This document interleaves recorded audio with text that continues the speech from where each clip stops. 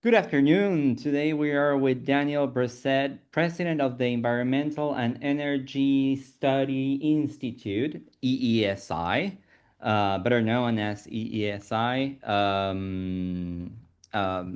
Pleasure to have you here. Thank you so much for this interview.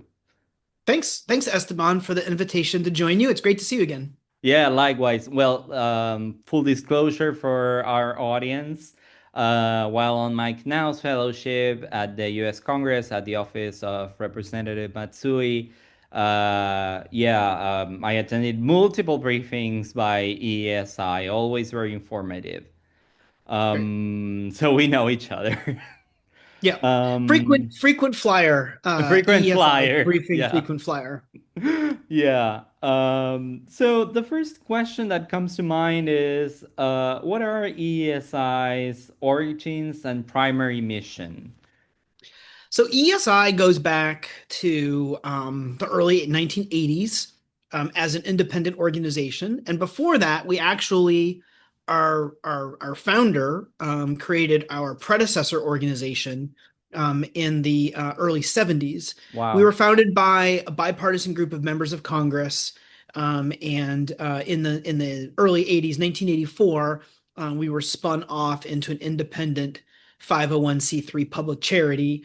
One of those co-founders, Dick Ottinger, who at the time represented New York in the House of Representatives, he's still on our board of directors, and Wow. he was one of our original. He was the original visionary Hmm. in the early 1970s that came up with the concept. And the idea was in that time in U.S. history, there were Clean Air Act, Clean Water Act. Yeah. A lot of new legislation was coming out, Yeah, big and it time. was Yeah. straining the capacity of Congress to keep up with all these technical and scientific issues. And so we started as a conference, and then eventually transitioned into the Institute, EESI. And our work, it's obviously kept up with the times. Back then, things were written on typewriters, and they were sent through the mail. Yeah. But we do congressional education on sort of the broadest range of climate, clean energy, and environmental topics. We're best known for our briefings. We do about 24 briefings every year. Yeah. You came to a number of them when you were a fellow. And they're, designed educational only. So there's no sort of advocacy component to it at all. We bring experts to Capitol Hill to talk to folks. We consider sort of the average congressional staff person who works on these Yeah. issues as kind of our core audience. And we try to help them understand the issues and understand the policy implications of what different issues could do. Yeah. But we also do podcasts and articles and fact sheets and newsletters. And then a couple years ago, we realized that there was this sort of untapped or unmet need among congressional staff to cover the UNFCCC. At that time, there were Yeah. congressional delegations traveling abroad, but Not that staff many were, necessarily. Yeah. yeah. Yeah. Um, and they were reading, major media outlets cover the UNFCCC, especially the COP, right? COP is one of those Yeah. things where people think it happens for 2 weeks. And in fact, it's a year-long, enterprise for Yeah. people who spend their entire careers on international climate, governance and negotiations. But, staff were, we perceived a real need for kind of background and the ability, our ability to take sort of some of these complicated issues and relate them to a congressional audience. So that is kind of the intersection between our heritage as educators with our current role as we're talking right now. Our COP coverage is underway to Yeah. ensure that folks have good, reliable, science-based information to understand to answer their boss's questions. Which is quite vital. Like, let us all remember that the congressional staffer has a very particular job with very tight deadlines and has to touch on so many subjects, especially if you work in the House. Yeah. So this kind of briefings really help at the time of drafting legislation and reviewing existing bills that are on a particular Congress. I guess the next thing that our audience would like to know is what are the key takeaways from EESI's first issue of its COP30 dispatch? And we'll make sure to share a link in the description on what Congress needs to know for COP30, including what's on the table at the negotiations this time. Yeah, so our first, so COP30 Dispatch is the name of our newsletter. This was one of the sort of probably our, in addition to our briefings, probably our most comprehensive resource. Yeah. Our first issue came out on Friday, so I guess it was Halloween, and it largely organized around sort of setting the stage. So, this is the time of year when, you know, ordinary or closer to ordinary people start to pay attention to what's happening. This is when they're starting to read news stories. And we wanted to sort of come in with an early issue to get our resources into circulation and make sure that people had an opportunity to subscribe early, and everyone should subscribe. It's a tremendous resource. You can visit us online at eesi.org. So that first issue was really largely like, here are our resources. Here is sort of, what's happened in the intervening months. Right. But our really substantive coverage starts this week on Friday. And that issue will largely focus on what's happening this week in Brazil, Yeah. which is the Local Leaders Summit, which is taking place in Rio de Janeiro, and then the World Leaders Summit in Belém. Mm-hmm. Um, those will largely be sort of making headlines this week. And media coverage of COP30 is going to be focused on the dynamics. They're going to be focused on who's saying what, and they're going to Yeah. be focused on sort of the lack of US leadership. Right. Our resources try to go deeper than that and provide additional background and additional context, because it's complicated stuff. International, the UN is a complicated organization, and if you've ever attended a COP before, it's a fascinating process, but there's just an endless number of moving pieces. And so Oh that's yeah. really what our coverage tries to do. It's um, for 2 weeks, it'll be in people's minds and then it will fade. And, we have been thinking about this for months and months and months, so that when that ordinary congressional staff person's like, wait, what's a COP30? Yeah. What happened to COP29? What's a COP31? And has They 10 have a set minutes. of, yeah, Yeah. exactly. They have a stable of resources that they can trust to be really reliable and informative that they can draw on. Yeah. Yeah, no, that's awesome. We will make sure to share the link in the description so people sign up. Um, well, this is a very particular COP, right? Like as you said, and the media reported, there are no high-ranking officials from the U.S. Coming. And what do we know about the U.S. presence at this COP30 beyond members of Congress that we know they'll be attending on their own or with their caucus? How does this shape the negotiations at this time? Yeah. How does a COP without high-ranking officials from the U.S. look like?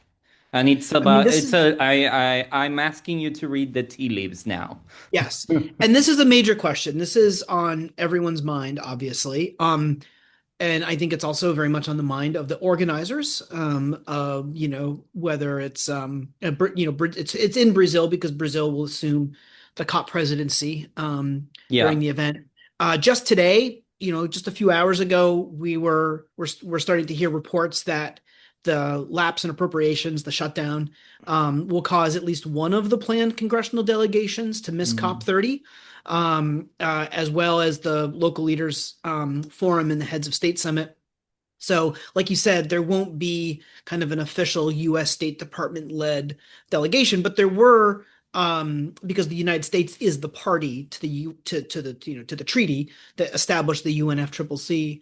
The parties are the countries. So, indeed. and in the United States, that delegation is led by the State Department. But we were expecting a significant congressional Yeah. delegation to travel. The one that sounds like won't be able to go, it's really unfortunate because this was a very high profile group led by Senator John Curtis of Utah and Senator Chris Coons from Delaware. So a bipartisan delegation.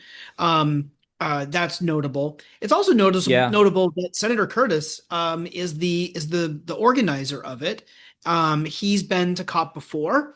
Mm. He was recently elected to the Senate, and he's traveled to COPS back when he was a House member. He also founded the Conservative Climate Caucus. So, for lots of different reasons, having Senator Curtis have a leadership role in bringing members of Congress to COP30 was a really good and really Yeah. notable thing. Unfortunately, it doesn't look like that's going to happen, but it would have been a big deal. I think as the shutdown kind of endures, we'll see what happens with that. But I think we'll probably expect to see other delegations announce a Yeah. change in their plans. Not all members traveling Sure. to COP30 were planning to necessarily go to Belém, but a number of them were. Some of them were focused on other parts of other events in other parts of the country. So reading the tea leaves, we're forced now to kind of speak in hypothetical terms. So, I in the past years, the congressional delegations were primarily, I would say, concerned with making sure that their messages were reaching a global audience in their own words. I'm not sure how much a congressional delegation, I'm not sure how much impact the delegation itself had on the negotiations, but my guess is the State Department, as a sophisticated group of people, Mm. welcomed their participation, even if they disagreed on specific talking Sure. points, because it was evidence of something that they say, which is that there's a broader base of support in the United States. And the United States, I think, has a reputation of being kind of a pendulum country, sometimes very supportive, sometimes not. But having especially a bipartisan congressional delegation Yeah. is a proof point that I think the State Department probably pointed to and say, no, actually, they're here too because they buy it to the need to stay engaged. So this year, if they were going, their utility and what they do there would have largely been defined, I think, and dependent on sort of what that messaging would have been. Some members go to COP or have gone to COP, I should say, and some of them would be very forward looking. So imagine, not just focused on the present day, but imagine what a future administration might be willing to do or able to do. Others would have probably been focused on specific issues. I expect things like artificial intelligence, emerging generation technologies like nuclear energy Mm. and geothermal energy would have been major topics that they wanted to talk about in these different global settings or COP30 settings. Again, not sure whether it would have affected the outcomes too much, but it's always better to be there than not. Yeah. And I think it, speaks well of those members who plan to go that, they were willing to get out there and take a leadership posture. Yeah, yeah, yeah. And I bet, as you said, that subject lingered in my head from my time in Congress. The small nuclear reactors would have been definitely a hot issue. Um, Again, I guess the next question is how is EESI schedule of issues for the COP30 dispatch? You have already told us a little bit about the second one, but how does it look from there onwards? Yeah. So each day during COP30, there will be sort of thematic elements. Mm-hmm. There'll be also an action agenda. There'll be the official negotiations, and our newsletter is kind of broken down into different sections to help people kind of keep track of what's happening. Yeah, We won't have as much coverage on sort of the official U.S. positions on things because there won't be that federal yeah, delegation, federal administration delegation there, but um, there'll be lots of Americans at COP30. They will yes, be city leaders, local leaders, state leaders. There'll be lots of business leaders, and they will be engaging as observers and doing their best to again, kind of get their priorities and messaging across. So we'll definitely be looking for them for what they're working on, what their events, especially I think the subnational governments. We had the first of our three briefings on COP30 earlier today about the process of the negotiations, and subnational actors got a lot of attention. Yeah. And then the other two briefings we have, just as an example of kind of where we see the focus, one will be on the global cooling pledge, and the other will be on international trade and climate diplomacy. So each one Yeah. of our issues will be organized in a way to, cover sort of high points in, whether it's what states and locals are up to, whether there's new announcements, new reports, what's actually taking place in the negotiations, and COP, week one of COP is different than week two of COP. And so we'll also use That's our true. resources over the course of the progression to help people understand sort of how things are evolving, how the process is working.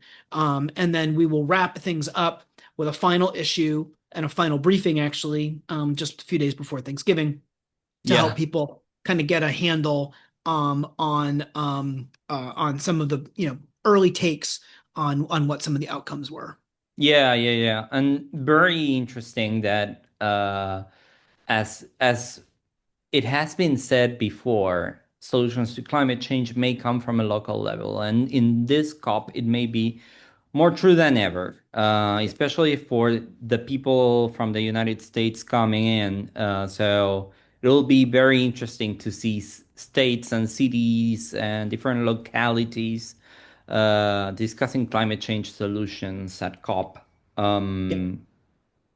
Beyond the negotiations, have there been, returning to the subjects that the EESI usually briefs on, beyond the negotiations, have there been, in your view, key technological breakthroughs since the last COP that could reshape the way we address climate change this year, or not? Yeah. Yeah. I mean, I think there were. COP29 took place a year ago, or a little bit less than a year ago, in Baku, which is the capital city of Azerbaijan. Since then, a lot's happened. Some of it's technological for sure. From a US perspective, the big change, and this is a breakthrough, not in a positive sense, but it's the winding down of the tax incentives for renewable energy, electric vehicles, and energy efficiency. Those tax incentives, experts were predicting that those tax incentives would have delivered, carbon dioxide emissions of, maybe 40% or so Yeah. by 2030. And that's no longer the case. And that lack of progress by the world's second largest emitter, highest per capita emitter, will not help global progress, and will have to be something that the parties that are part of the negotiations this year will have to think about and have to reconcile with Yeah. what they're doing. So that is from a US perspective, that's the number one change. It was just a very different investment environment for carbon neutral or zero carbon Yeah. energy sources and transportation. So it's not just electric vehicles, but biofuels and sustainable aviation fuel, and it's just a different environment now generally. As far as technology goes, I think if New York Climate Week was any indication, there's going to be a lot of talk about artificial intelligence. Yeah. And I think if I had to put a bet on what technological topic was going to get the most airtime, for me, that's probably what my individual pick would be. There will be stakeholders, I'm sure, talking about concerns about environmental impacts, whether it's energy consumption or water consumption or land use issues around siting the data centers that are then necessary to, power the AI. There'll be companies at COP30 that are Yeah. very, very excited to talk about what they're doing in the space, talk about their investments, talk about their, products.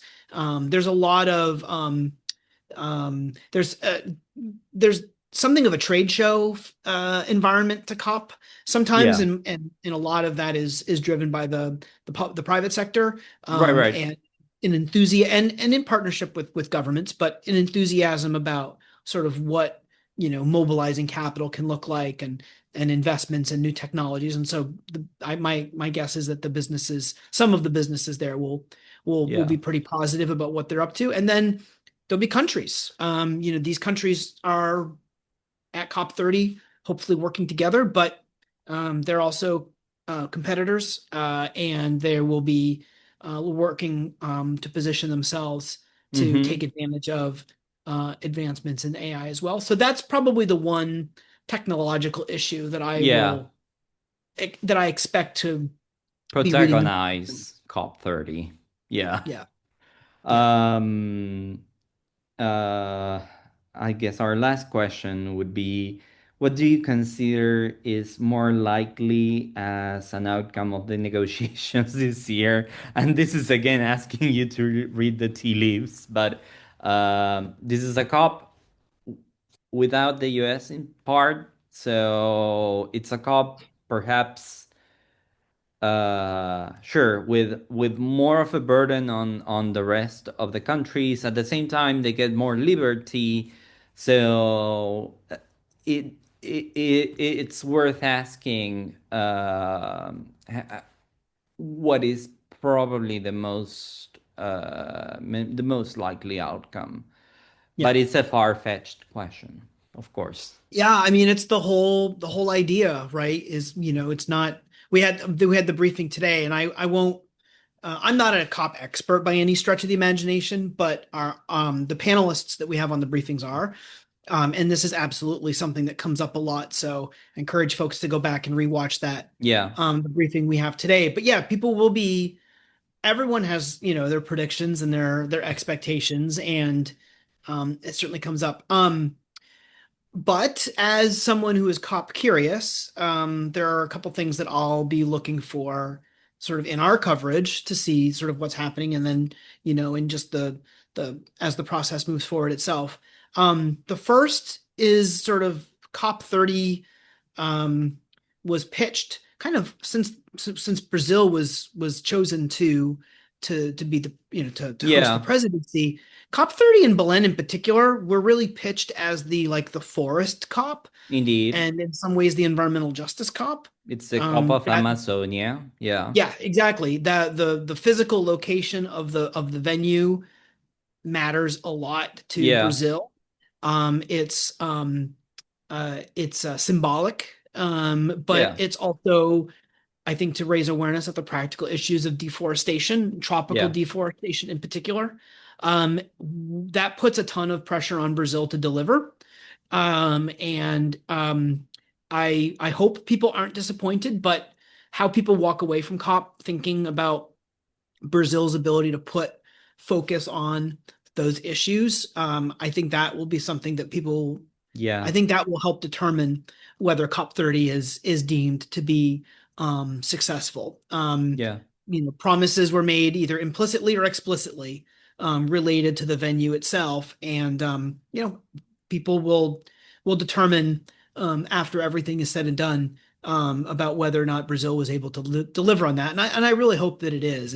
yeah. It's a critical thing.